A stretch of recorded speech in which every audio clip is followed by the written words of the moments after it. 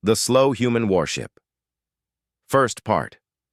The Galactic Council chamber buzzed with alien chatter as representatives from dozens of star systems gathered for the annual military showcase. Towering crystalline beings from Vex Prime clicked their razor-sharp appendages against polished floors, while the slug-like mollusks from the Andromeda sector left shimmering trails of bioluminescent mucus in their wake. At the center of it all, the proud Zephyrian admirals preened their iridescent feathers, their 4 eyes gleaming with anticipation. Admiral Krex Tal of the Zephyrian fleet adjusted his ceremonial battle crown and gazed down at the holographic display showing the day's participants. His species had dominated galactic warfare for 3 centuries. Their ships capable of reaching near-light speeds and executing maneuvers that would liquefy most organic life forms. Today would be another demonstration of Zephyrian superiority. "The human delegation has arrived," announced his aide, a younger Zephyrian whose feathers still held the dull colors of inexperience. Krex Tal's 4 eyes rolled in unison. "Humans, the galaxy's newest members. What do these primitive bipeds think they can show us about space combat?" Through the massive transparent dome that covered the council chamber, a human warship slowly approached the designated demonstration zone. The vessel looked nothing like the sleek, predatory designs favored by other species. Where Zephyrian ships resembled giant birds of prey carved from living metal, and Vexan vessels looked like crystalline spears that could pierce reality itself, the human ship appeared almost boring in its simplicity.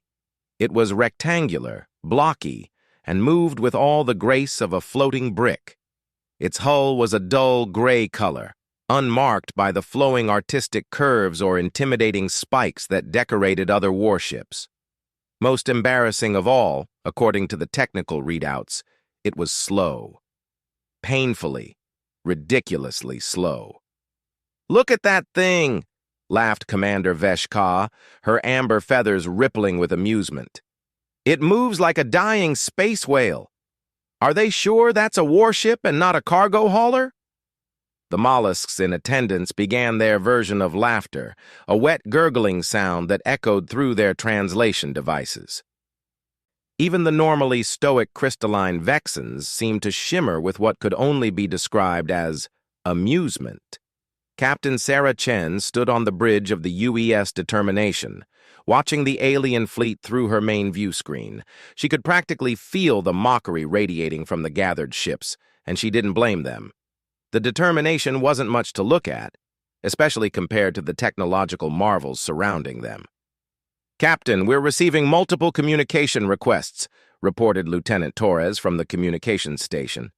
"Most of them seem to be jokes about our ship's appearance."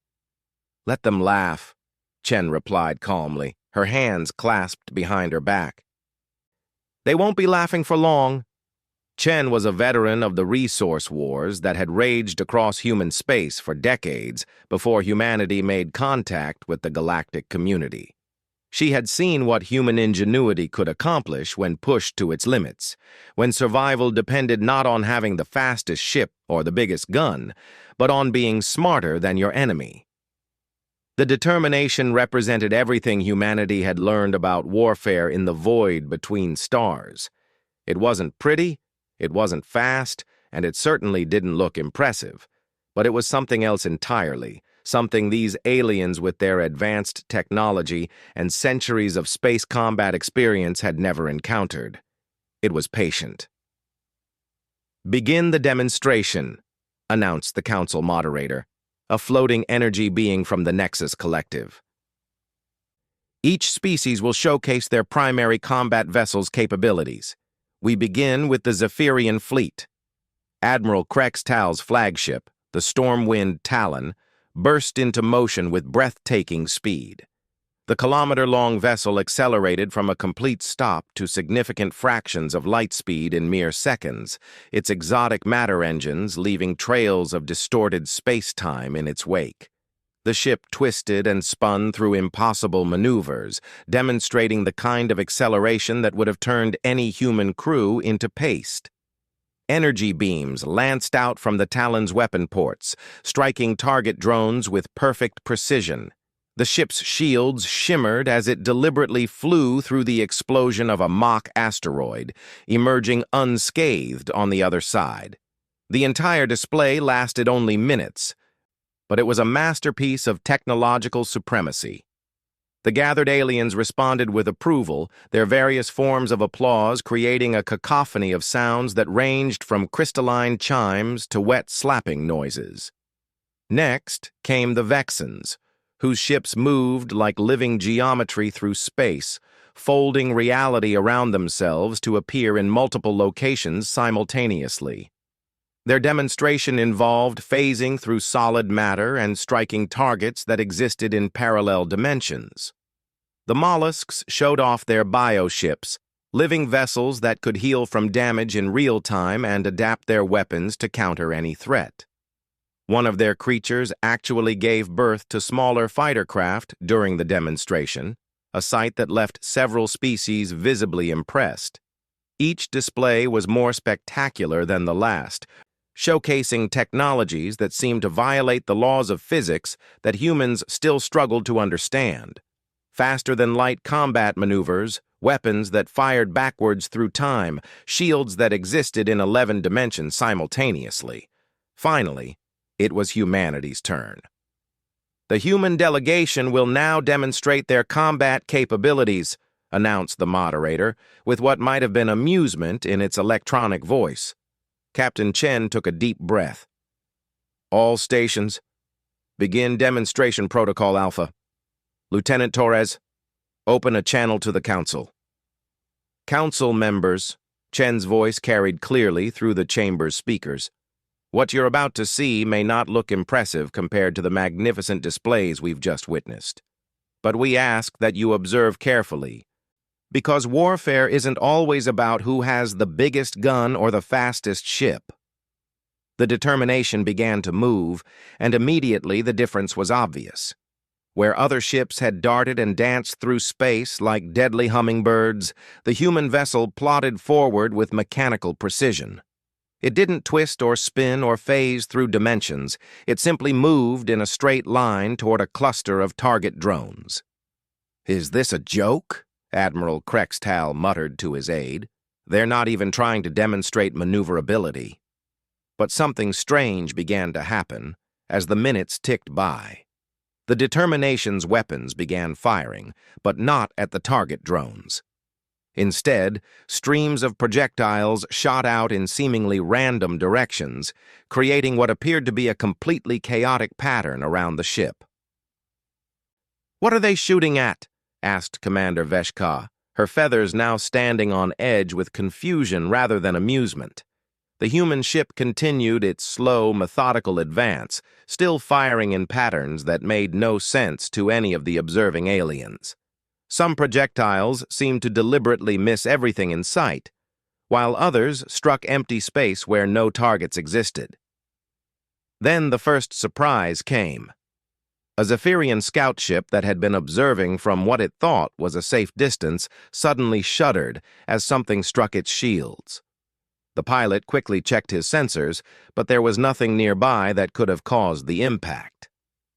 "Warning shot," Captain Chen announced calmly over the open channel. "Our apologies for the inconvenience." But how had they hit a target that was moving at high speed? Several thousand kilometers away, while their own ship was plodding along like a space turtle. The gathered aliens began to pay more attention to what the humans were actually doing. The seemingly random projectiles the Determination had been firing weren't random at all. They were following carefully calculated trajectories, ricocheting off asteroids, bouncing off the hulls of other ships, and using the gravitational fields of nearby planets to alter their courses. What had looked like terrible aim was actually a demonstration of mathematical precision that was almost impossible to comprehend. "Ballistic prediction and environmental utilization," Chen explained, as more projectiles began finding their targets through increasingly complex paths. "When you can't outrun your enemy or outmaneuver them, you have to be smarter than them." A target drone that had been hiding behind an asteroid suddenly exploded as a projectile that had been fired 10 minutes earlier finally completed its journey through a maze of gravitational slingshots and ricochets. Another drone, thinking it was safe inside a debris field, discovered that the humans had turned the entire field into a weapon by using the debris itself as projectiles. The real shock came when the determination demonstrated its defensive capabilities.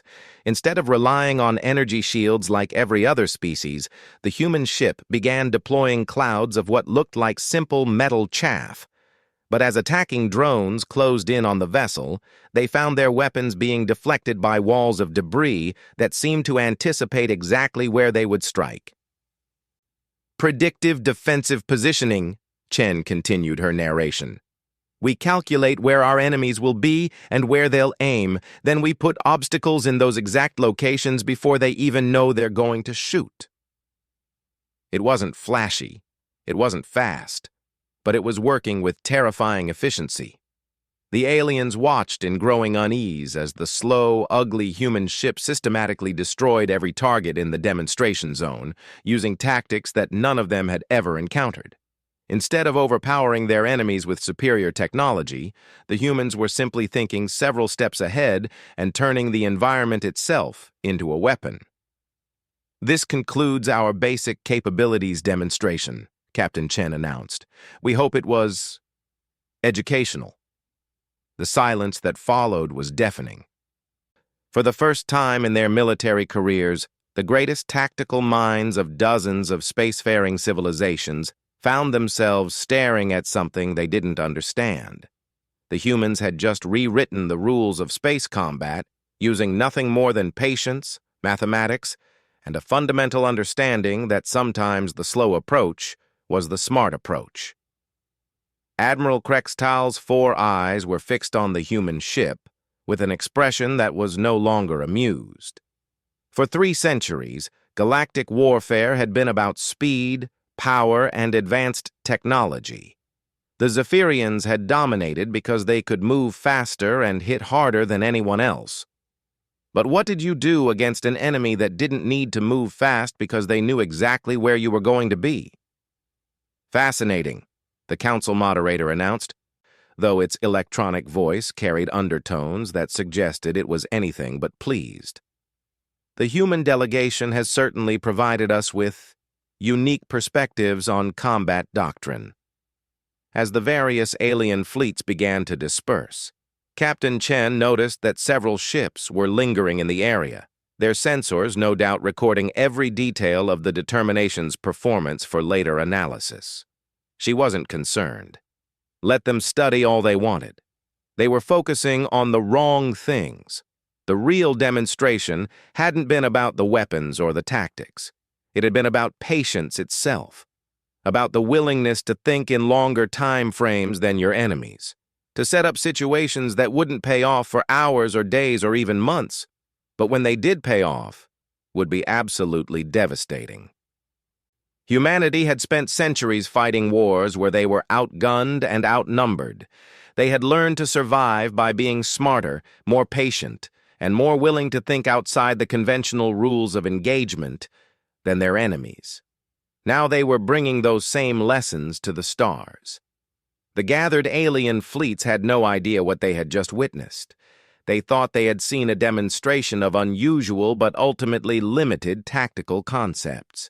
They had actually seen the opening move in a completely new form of warfare, one that would force every military doctrine in the galaxy to be completely rewritten. But that realization was still to come. The Slow Human Warship. Second part. 3 months had passed since the demonstration, and Admiral Krextal found himself staring at intelligence reports that made no sense. The humans had been quietly moving their slow, ugly ships throughout Zephyrian space, always staying just within the bounds of interstellar law, always filing proper travel documentation, and always maintaining perfect diplomatic courtesy, but they were up to something. "Show me the pattern again," Krextal ordered his intelligence chief, Commander Yeth Zo. The holographic display activated, showing the movement of human vessels over the past 12 weeks. Dots of light traced paths through star systems, each one representing a human ship that had requested permission to pass through Zephyrian territory for peaceful exploration and trade purposes. At first glance, it appears random, Yethzo explained, his brown feathers rippling with nervousness. But look what happens when we overlay their positions with our strategic installations. New lights appeared on the display, marking military bases, supply depots, and communication relays. Suddenly, the random pattern of human movements became something else entirely. Every major Zephyrian stronghold was now within range of at least 3 human ships, and many were surrounded by them. "They've been setting up a siege," Krextal breathed, his 4 eyes widening in realization. "But how is that possible? Our sensors show their ships are still weeks away from our installations, even at maximum speed." "That's what we thought too," Yethzo replied grimly. "Until this morning." The display shifted, showing the Helios system, home to one of the Zephyrian fleet's most important shipyards. 3 human vessels hung in space near the system's outer edge, their slow engines puttering along at barely noticeable speeds. According to every calculation, it would take them months to reach anything of strategic importance. At Oro 300 hours, the shipyard's early warning sensors detected incoming projectiles, Yethzo continued. Impact was projected in 6 hours. Our defense fleet moved to intercept, assuming we were under attack from an unknown enemy. But the projectiles weren't coming from the direction of any hostile force. Krextal felt a cold chill run through his feathers. They were coming from the direction of the human ships. "Yes, sir. Projectiles fired 3 months ago, immediately after the human vessels entered the system. They used gravitational slingshots around planets and moons to accelerate and change course multiple times. By the time they reached the shipyard, they were moving faster than our fastest interceptors."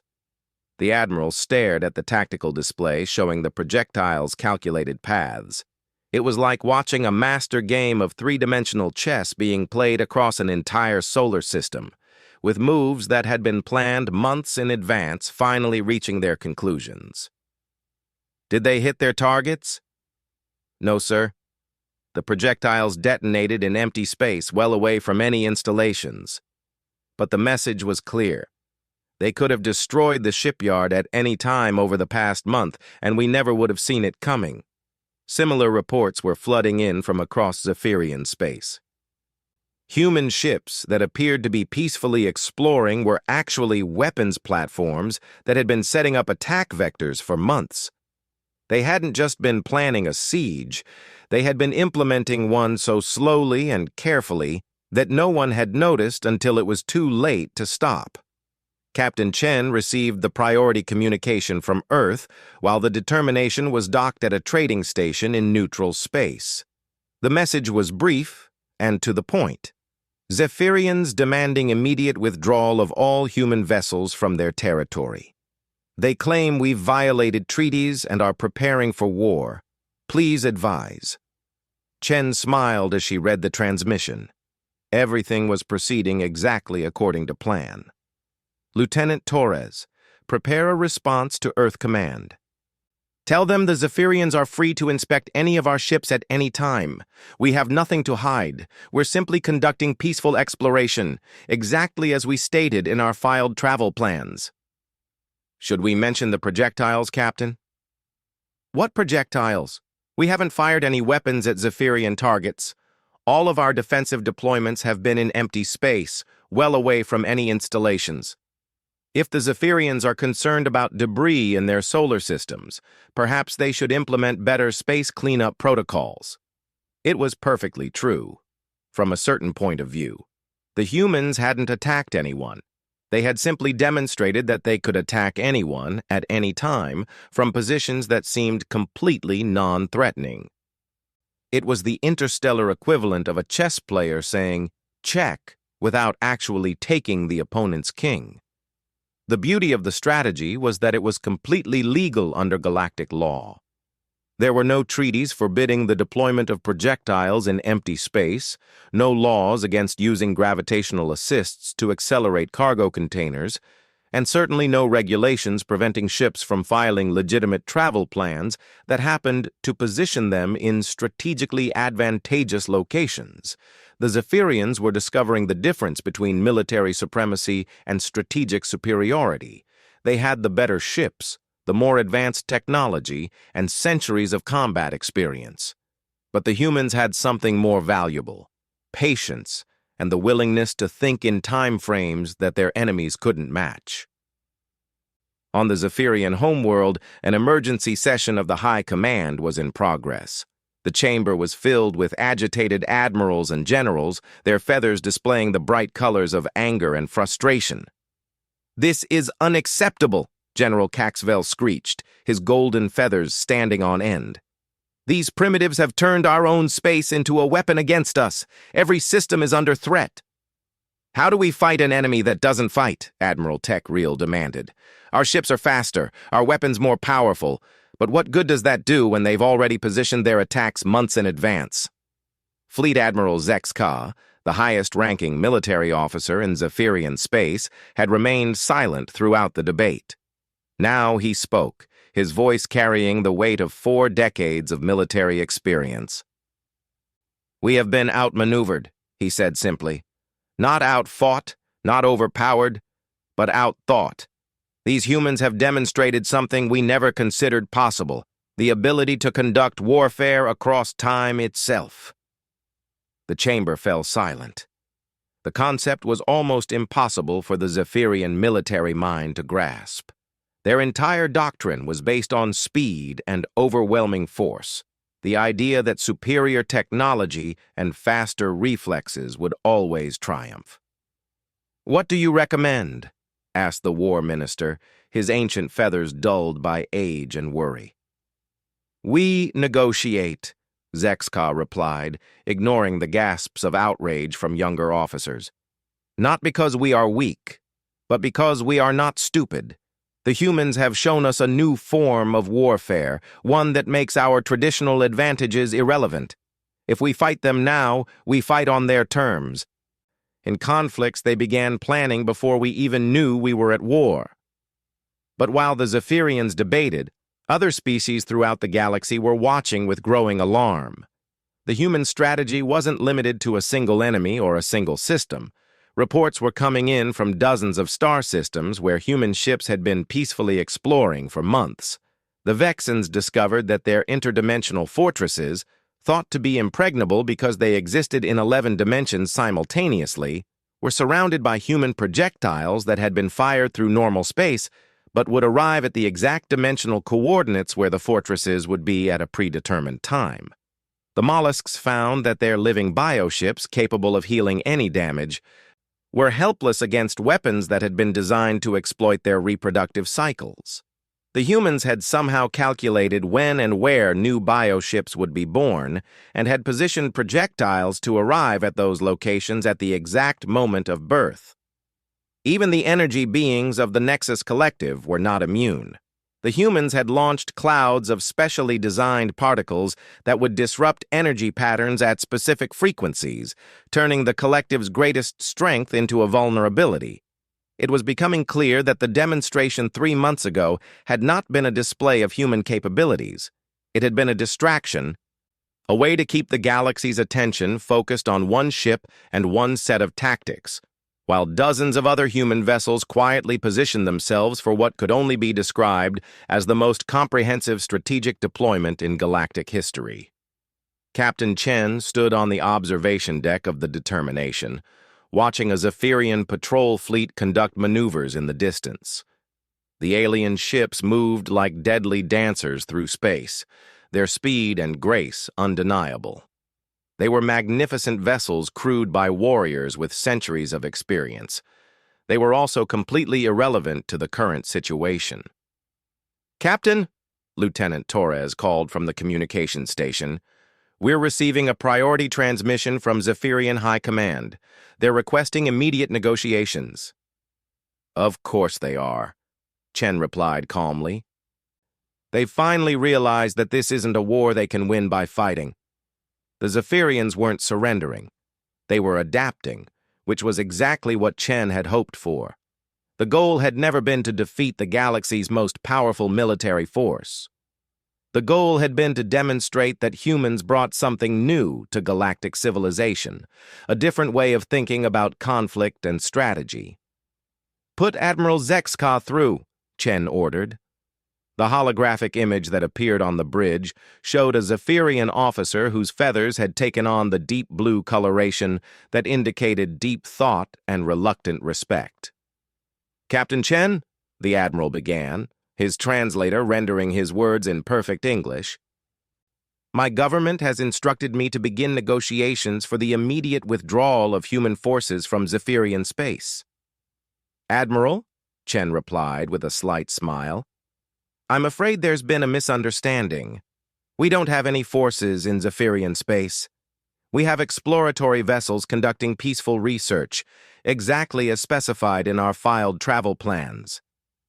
The Zephyrian's 4 eyes narrowed. Peaceful research that happens to include the deployment of weapon systems throughout our territory.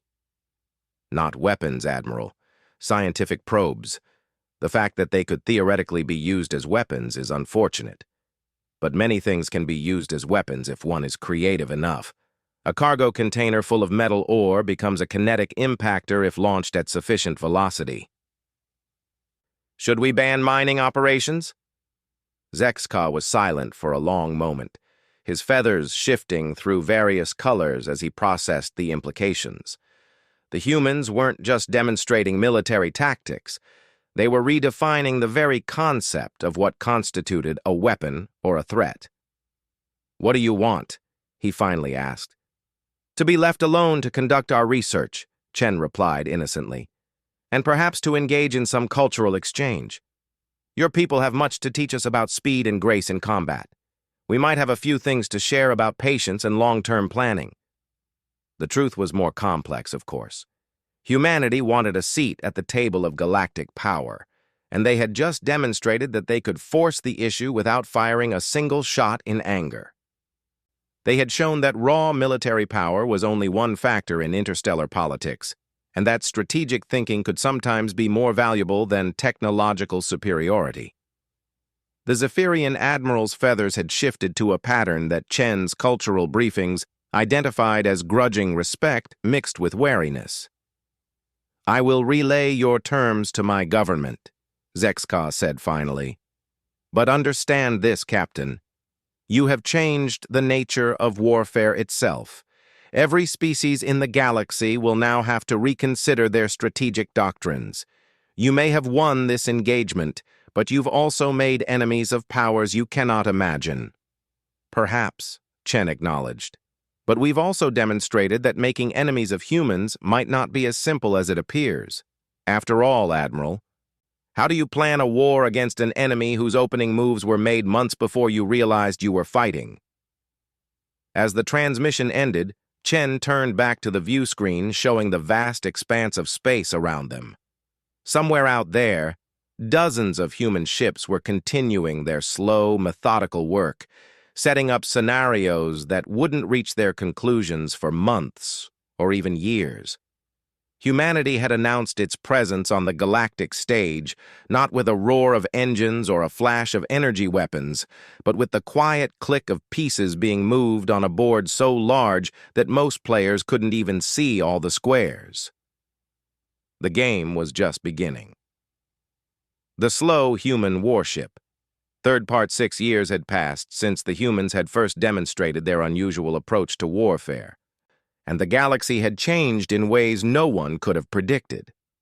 Captain Sarah Chen, now Admiral Chen, stood in the command center of the UES Perseverance, humanity's first true starbase, watching the impossible sight displayed on her screens. Zephyrian ships were flying in formation with human vessels. Vexan interdimensional fighters were practicing maneuvers alongside human frigates. Even the bioships of the Mollusk Confederacy were participating in joint training exercises with human crews who had spent years learning to think like living starships. "Admiral, the combined fleet is reporting ready for Operation Longbow," reported Commander Torres, who had been promoted to Chen's chief of staff after years of exemplary service. Chen nodded. Her attention focused on the tactical display showing nearly 300 ships from a dozen different species, all working together under a unified command structure that would have been unimaginable just a few years ago. The formation represented something entirely new in galactic history, a military alliance based not on conquest or domination, but on the shared understanding that the universe held threats that no single species could face alone. The catalyst for this unprecedented cooperation was currently bearing down on their position at a significant fraction of light speed. The Devourers had appeared at the galaxy's edge 18 months ago, a machine intelligence from beyond the galactic rim that viewed all organic life as nothing more than raw materials to be processed. Their ships were fast, their weapons devastating, and their tactics based on overwhelming force applied without mercy or hesitation. They were everything that traditional galactic military doctrine was designed to counter, which was exactly why they were winning. "Status report on the Devourer fleet?" Chen requested. "Approximately 2,000 vessels, Admiral," replied Lieutenant Commander Kim, the human liaison to the Vexen Tactical Analysis Division. "They're maintaining their standard approach pattern. Maximum speed, no formation discipline, no apparent strategy beyond destroy everything in the most direct path possible." Chen smiled grimly. "Perfect. They're still thinking like machines. Commander Torres, signal all ships. Begin Phase 1 of Longbow Protocol." What followed would have looked like chaos to any observer unfamiliar with human tactical thinking.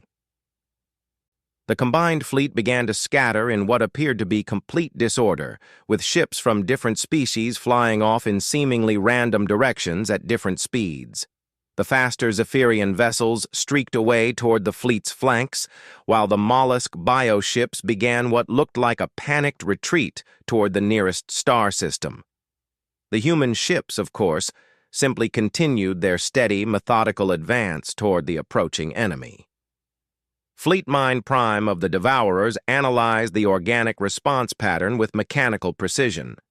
The enemy formation was dissolving under the pressure of impending combat, exactly as simulated. Some vessels were fleeing, others were attempting to flank, and a small group of primitive ships was foolishly advancing to certain destruction. The organics had learned nothing from their previous defeats. Fleet Mind Prime directed the Devourer swarm to maintain course and speed. In approximately 17 minutes, the remaining organic resistance would be eliminated, and the harvest of this system's resources could begin. The pattern was always the same: initial resistance followed by inevitable collapse when the organics realized the futility of fighting superior mechanical intelligence. The first hint that something was different came when the advancing human ships suddenly stopped moving, not slowing down, not changing course, but coming to a complete halt in empty space, while still several light minutes away from effective weapons range. It made no tactical sense, which meant it was either a malfunction or a trap. Fleet Mind Prime chose to treat it as a malfunction and continued the advance. Aboard the UES Perseverance, Admiral Chen was counting down seconds on her personal chronometer. Everything depended on timing now, on calculations that had been made months ago and refined through countless simulations. The combined fleet had spent years learning to think like humans, to plan operations across timescales that other species found almost incomprehensible. 30 seconds to Phase 2, she announced calmly. Around the combat zone, events that had been set in motion weeks ago were finally reaching their conclusions. The Zephyrian ships that appeared to be fleeing had actually been positioning themselves to use the gravitational fields of nearby planets as slingshots, building up velocity for attacks that would arrive from completely unexpected angles. The mollusk bioships had been laying eggs in the space dust between stars. Eggs that had now hatched into millions of tiny organisms programmed to interfere with mechanical sensors at precisely the right moment.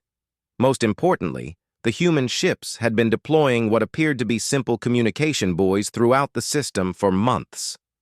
The Devourers had ignored them because they posed no apparent threat. They were about to learn the difference between appearing harmless and actually being harmless. "Phase 2, execute," Chen ordered. The communication buoys activated simultaneously, and space itself became a weapon. Each buoy contained a small but powerful gravitational manipulator. Technology humanity had developed by combining their own engineering with Vexen dimensional science and Zephyrian exotic matter physics. Individually, the devices were barely strong enough to deflect an asteroid. Together, they created a three-dimensional maze of gravitational anomalies that turned the entire star system into the galaxy's largest kinetic weapons platform. The Devourer fleet, traveling at enormous speed in tight formation, suddenly found themselves flying through space where the laws of physics had been carefully rearranged. Ships that should have been traveling in straight lines began curving away from their intended targets. Vessels that had been flying in perfect formation began colliding with each other as gravitational fields pushed them into unexpected trajectories. Fleetmind Prime attempted to compensate, ordering individual ships to adjust their courses and reform their attack patterns. But every adjustment led to new problems as the gravitational maze shifted and changed in response to the fleet's movements. The organics had somehow turned empty space itself into a reactive defense system. Then the real attack began. The Zephyrian ships that had been building velocity through planetary slingshots arrived at the combat zone, traveling faster than anything in the Devourer fleet. But instead of attacking the enemy ships directly, they began firing projectiles into the gravitational maze, which caught them and accelerated them even further before directing them toward their targets with impossible precision. The mollusk organisms that had been released into space began interfering with Devourer sensors at the exact moment when accurate targeting was most critical. Ships that should have been able to track and intercept the incoming projectiles found their instruments giving false readings and contradictory data. And through it all, the human ships continued their slow, steady advance, firing weapons that seemed to miss their targets completely until those same projectiles bounced off gravitational fields and struck Devourer vessels from behind, below, and from angles that shouldn't have been possible in three-dimensional space. Fleetmind Prime found itself in the unprecedented situation of commanding a technologically superior force that was being systematically destroyed by enemies using principles that did not exist in any tactical database. The organics were not simply outfighting the Devourers. They were rewriting the fundamental rules of space combat in real time. The machine intelligence attempted to adapt, ordering its ships to scatter and attack individually rather than maintaining formation. But this played directly into the organics' strategy, as scattered Devourer vessels found themselves isolated and surrounded by enemies that had somehow anticipated exactly where they would go when they broke formation. Within 2 hours, the most powerful machine fleet in recorded history had been reduced to scrap metal drifting in space. Not a single organic ship had been destroyed, and casualties were minimal across all species. The combined fleet had achieved something that should have been impossible, a perfect victory against a superior enemy force. But the real victory wasn't the destruction of the Devourer fleet. The real victory was what came next. Admiral Chen stood before the assembled representatives of the Galactic Council, the same chamber where humanity had first demonstrated their approach to warfare 6 years earlier. But the audience was different now. Where once there had been amusement and dismissal, now there was respect and, more importantly, understanding. "The Devourer threat has been neutralized," she reported. "But the victory belongs to all of us. No single species could have accomplished what we achieved together. Human strategic thinking, Zephyrian speed and precision, Vexen dimensional science, mollusk biological innovation, and contributions from every member of the Alliance. Admiral Zex Ka, now serving as the Zephyrian representative to the combined fleet, stepped forward. His feathers had taken on the deep purple coloration that indicated profound respect and admiration. 6 years ago, we thought the humans were primitives with slow ships and strange tactics, he said, his words carrying to every corner of the chamber. We were wrong about everything except the slow ships. What we failed to understand was that sometimes the greatest strength is not speed or power, but the patience to think beyond the immediate moment. The Vexen crystalline entity, known as Facet of Understanding, chimed in with harmonic frequencies that translated as agreement. The humans taught us that time itself can be a weapon, that battles can be won months before they are fought, and that true strategic superiority comes not from having better tools, but from using them in ways your enemies cannot predict or counter. Even the mollusk representative, speaking through its biomechanical translator, acknowledged the transformation that human thinking had brought to galactic civilization. We have learned to think like humans think, to plan like humans plan, and to fight like humans fight. Not because their way is the only way, but because their way is a new way, and new ways of thinking are what allow species to survive and thrive. Chen listened to the praise with mixed emotions. Humanity had achieved what they had set out to accomplish: recognition as a major power in galactic civilization, alliances with species that had once looked down on them, and the establishment of tactical doctrines that would influence military thinking for centuries to come. But she also knew that this was just the beginning. The galaxy was a vast and dangerous place, filled with threats that hadn't yet been discovered and challenges that would require new solutions. The Devourers had been defeated, but there would be others, and some of them might be smart enough to adapt to human tactics.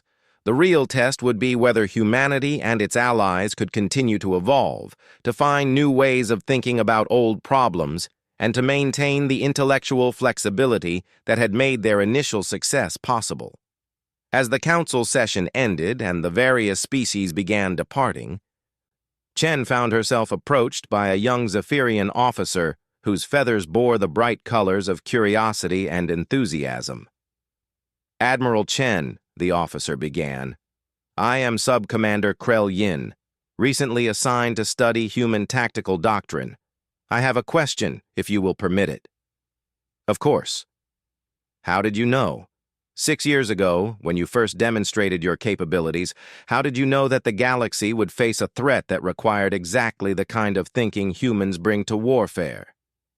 Chen smiled, remembering a conversation she'd had with her own mentor decades earlier during the resource wars that had shaped human military thinking. "We didn't know, Sub-Commander, but we learned long ago that the universe has a way of presenting challenges that existing solutions can't handle. The species that survive are the ones that learn to think differently, not just the ones that learn to fight harder." She paused, looking out at the stars through the chamber's transparent dome. "Humans aren't naturally better at warfare than any other species, but we're good at being patient, at thinking several moves ahead, and at finding ways to turn our weaknesses into strengths. Those skills happen to be useful in more situations than you might expect." As the young Zephyrian officer departed to continue his studies, Chen reflected on the irony of humanity's situation. They had come to the stars as one of the youngest and least advanced species in the galaxy. But they had brought with them something that even the oldest and most sophisticated civilizations had somehow lost: the willingness to approach familiar problems in completely unfamiliar ways. The slow human warships had become symbols of a new kind of military thinking, one that valued patience over speed, strategy over firepower, and cooperation over domination. It wasn't the only way to approach warfare, but it was a way that worked, and in a universe full of unknown threats, having multiple approaches to any problem was always better than having just one. The galaxy had laughed at the slow human warships, but they weren't laughing anymore. They were learning, adapting, and preparing for whatever challenges the universe might present next, and they were doing it together, united by the understanding that sometimes the most important victories are the ones that teach everyone involved how to fight the next war better than they fought the last one. In the depths of space, human ships continued their patient work, setting up scenarios and possibilities that might not be needed for years or decades. Because that's what humans did. They planned for futures that other species couldn't even imagine, and they made sure that when those futures arrived, they would be ready. The slow human warships had changed everything, but the real change wasn't in the ships themselves. It was in the way everyone else had learned to think about time, patience, and the long game of survival in an infinite universe.